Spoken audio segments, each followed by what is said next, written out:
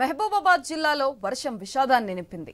మరిపెడ మండలం పురుషోత్తాయగూడెంలో ఆకేరువాగు వరద ఉధృతికి agriculture scientist Ashwini ఆమె తండ్రి కారుతో సహా వరదల్లో కొట్టుకుపోయి మరణించారు. వర్షాలకు ఆకేరువాగు హై లెవెల్ వంతెన 1/2 కిలోమీటర్ పైగా దెబ్బతింది. నేడు సీఎం రేవంత్ జిల్లాలో పర్యటించి పరిశీలించనున్నారు.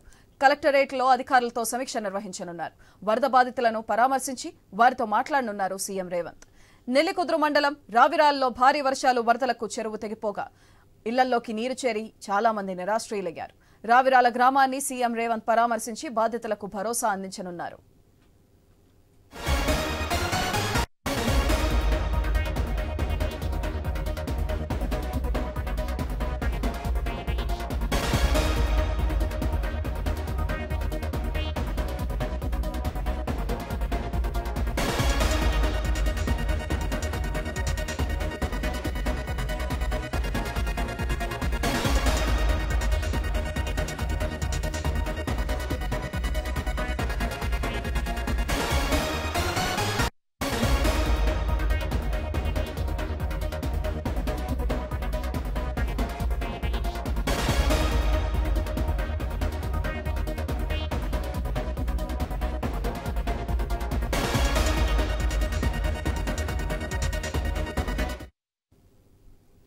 మహబూబాబాద్ జిల్లాలో వర్షం విషాదాన్ని నింపింది.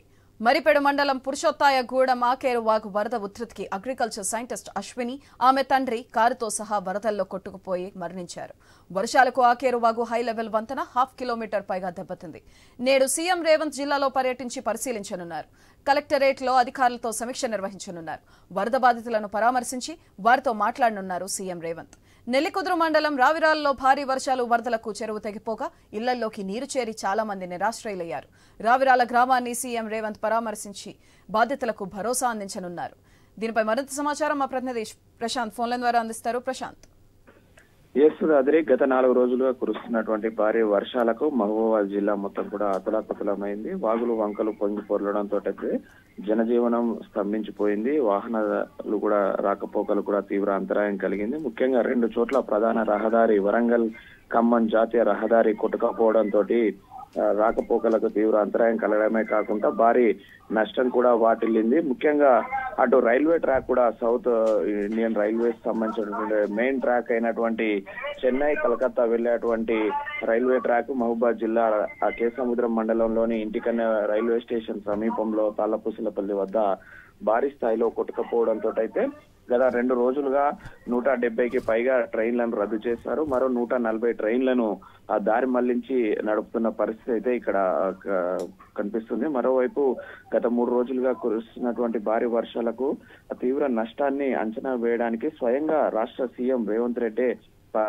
క్షేత్రస్థాయిలో పర్యటనకు బయలుదేరాడు. నిన్న సూర్యాపేట ఖమ్మం 2 జిల్లాల పర్యటనను చేశాడు. ఈ రోజు కూడా ఉదయం ఖమ్మం జిల్లాలో ఒక పర్యటన అనంతరము బై రోడ్డు ద్వారా మహబూబాబాద్ జిల్లాకు రానున్నారు. మహబూబాబాద్ జిల్లాలో సీతారాం నాయక్ తండాలో అక్కడ వరద బాధితులను పరామర్శించి అనంతరము నెల్లికుదురు మండలం రావిరాల గ్రామానికి బయలుదేరుతారు. ఆ 2 క్షేత్రస్థాయిలో పరిశీలించి అక్కడ అధికారులతో సమీక్షించిన తర్వాత నేరుగా మహబూబాబాద్ జిల్లా కేంద్రంలోని కలెక్టరేట్ కార్యాలయానికి వెళ్లి జిల్లాకు సంబంధించినటువంటి ఉన్నత స్థాయి అధికారులతోటి నష్టం జరిగిన దానిపైన అంచనాకు సంబంధించినటువంటి సమీక్ష సమావేశం నిర్వహించనున్నారు. ఈ సమీక్షలో ఇప్పటి వరకు జరిగిన ఆస్తి ప్రాణ పంట నష్టాలకు సంబంధించి 3 వివరాలను పూర్తిగా తీసుకొనున్నారు.